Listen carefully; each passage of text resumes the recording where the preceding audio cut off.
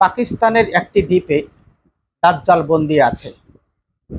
এখন এই কথাটা শুনে আপনারা ভাববেন যে পাকিস্তানের কোন দ্বীপে দাজ্জাল বন্দী আছে, কথাটা সত্য কিনা মিথ্যা।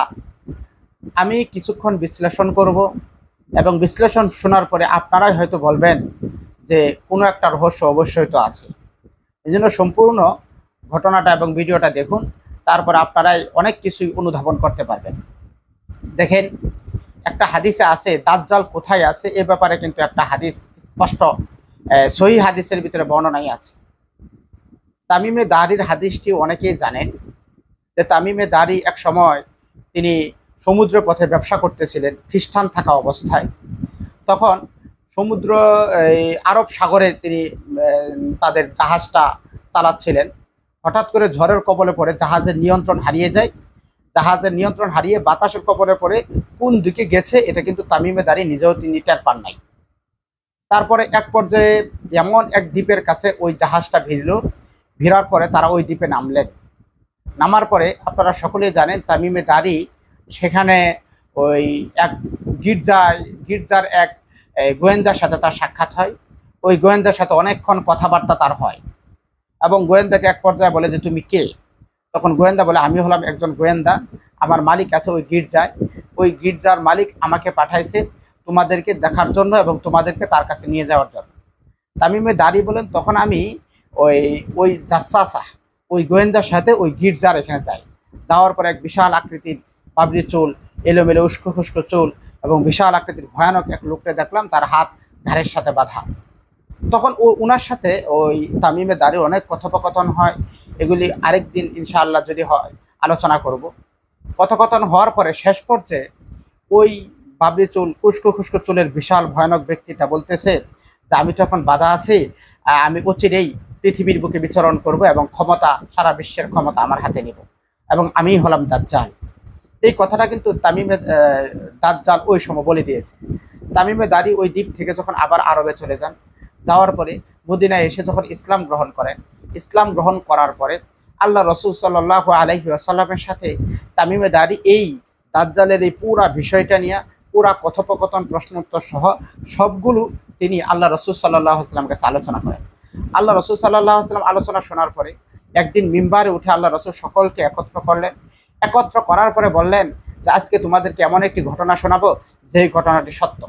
তখন আল্লাহর হাবিব সাল্লাল্লাহু আলাইহি ওয়াসাল্লাম তামিমে দারির এই ঘটনাটা বিস্তারিত মসজিদের ভিতরে সাহাবাদের মাঝে করেছেন। এই ঘটনা শোনানোর পরে আল্লাহ রসুল সাল্লাল্লাহু আলাইহি ওয়াসাল্লাম বলছেন যে তাইবা হলো এই মদিনা। লাঠি দিয়ে উনি মাটির উপর আঘাত করে বলেছেন তাইবা হলো মাদিনা।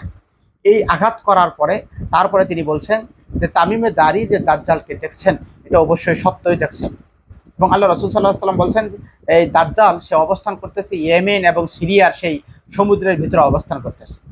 এই কথা বলার পরে আল্লাহ রসুল সাল্লাল্লাহু আলাইহি ওয়াসাল্লাম আবার বললেন না না না, ইয়েমেন এবং সিরিয়ার যে সমুদ্র আছে এই সমুদ্রের ভিতরে দাজ্জাল অবস্থান করে নাই, বরং তোমরা খেয়াল করবা দাজ্জাল পূর্ব দিকে অবস্থান করতেছে, পূর্ব দিক থেকেই দাজ্জাল আসবে।